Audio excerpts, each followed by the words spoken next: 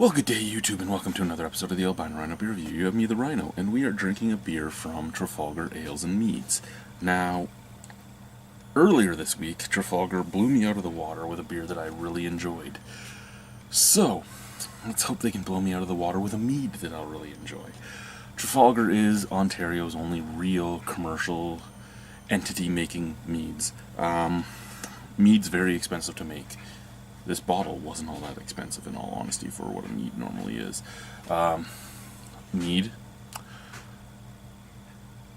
Also, something that's an acquired taste for most people. Now, this mead, in particular, technically is a melomel, but they added hops to it, so they claim it as a braggot. I don't know which one would cancel the other out. You add fruit juice to it, or fruit, you become a melomel. You add hops, you become a braggot. So are we braggot melomel? I don't know.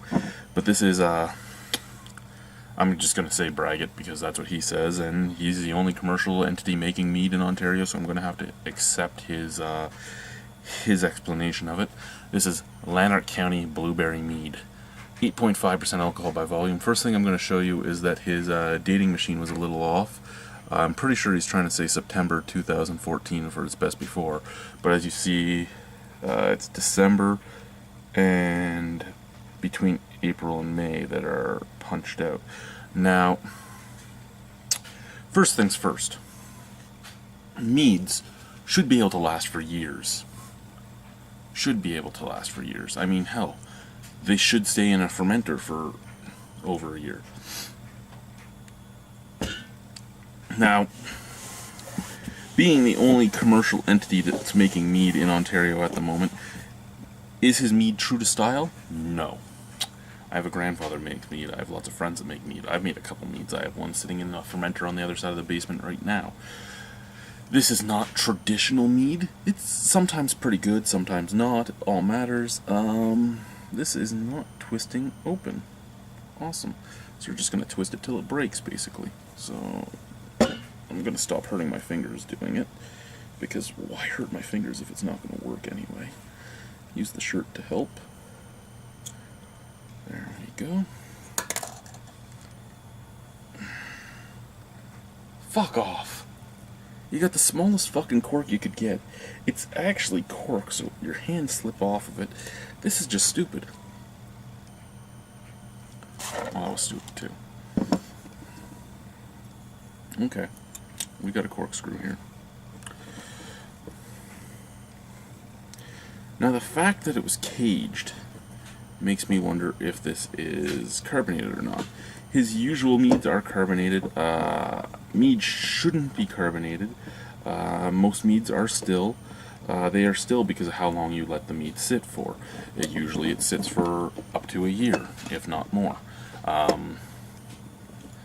Just helps ferment everything, helps clear it all out. It's... You know what? This isn't even moving with the fucking corkscrew in. I might have to go get the super corkscrew.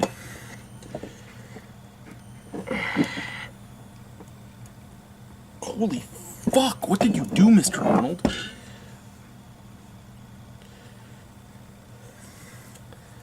Like, I am a big guy, not a small guy. I have some muscles. I mean, I might have a big fat gut, but I have some muscles in my arms. What the fuck have you done? Oh, there we go, I broke the cork.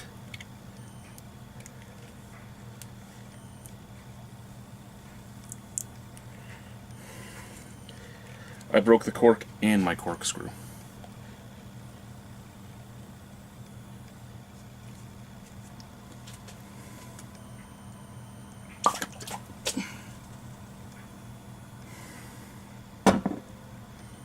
Okay, first, cork is broken. I just spilt fucking mead all over myself. My corkscrew is broken.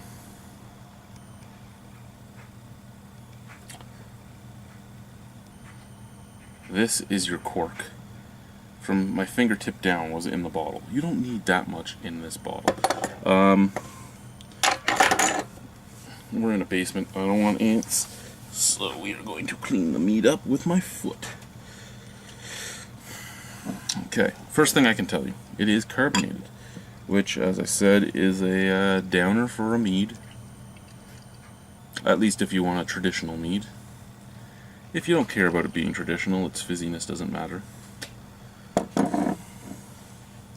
I only care because I've had traditional mead now.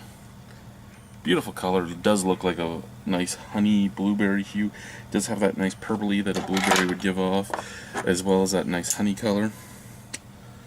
Can't believe I broke my fucking... Look at that. Look at the corkscrew. Anyway, smell. That actually, and this is a plus for Mr. Arnold. Again, his melomels usually aren't that great.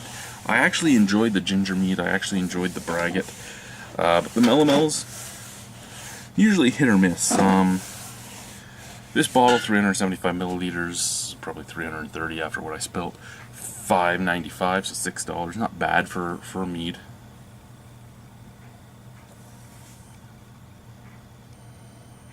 Lots of blueberry, lots of honey, and a little floral scent too.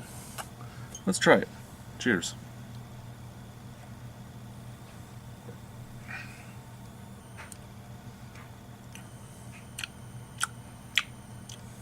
Okay, you know what? Other than it being carbonated, this is almost spot on to what a mead should be. 8.5% alcohol, you can't really taste the alcohol. It's the one thing I'll give it a plus on. A lot of meads, you can taste the alcohol. Blueberry underneath, and blueberry on top, because you're getting a lot of the tannin from the skin. Lots of honey, lots of sweetness. It's basically a fruit wine with some hops, and that's it. Now, I've seen a lot of complaints on Untappd saying, oh, it's really fruity, and oh, it's like a fruit wine. Well, mead is a honey wine. That's what mead is. Mead isn't actually a beer, guys. Stop thinking of mead as a beer. Just because it's on Untappd doesn't mean it's a beer. It is what it is. It's a honey wine. What's its ingredients in here? Water, honey, barley, hops, yeast, and blueberries. So, I mean, he does use barley and hops in it, but that's just so he could sell it in the places he wants to sell it in. Technically, because it has barley and hops in it, he could, well, just barley in it is all it needs. Because it has barley, which would be a malt liquor, he can sell it at the beer store if he wants to. Because it has hops and barley in it, he can put it in the beer section at the LCBO instead of putting it over in the wine section with the few other meads that are sold in the LCBO. So the braggot idea is mostly to get it into the beer area. You don't have to put much in. I mean, you can make a gruit, and a gruit is a style of beer, but technically to sell it in the beer section at the LCBO, it technically needs hops in it. So what do?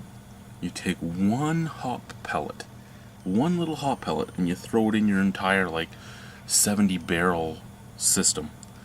And then it has hops in it. So, I mean, who knows how much he put in this? Doesn't taste like much.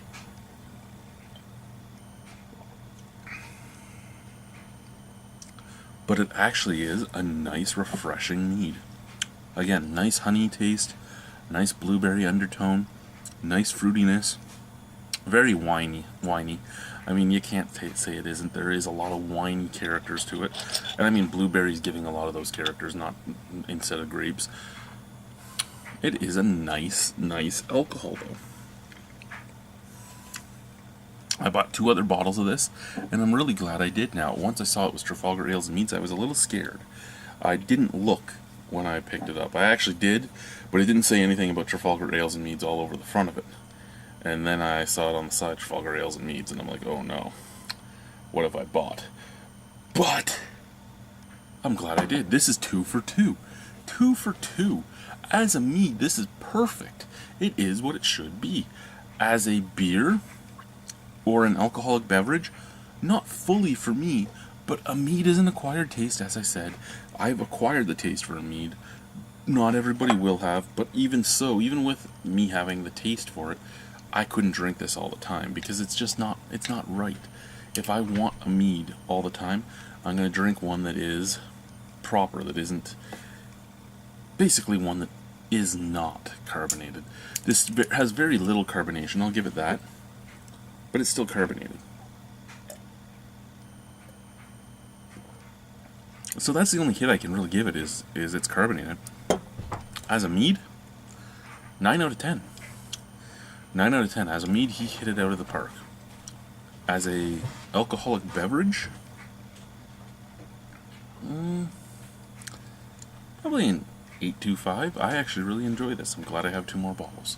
So thank you very much for watching. Thank you, Michael, for making it. Bye.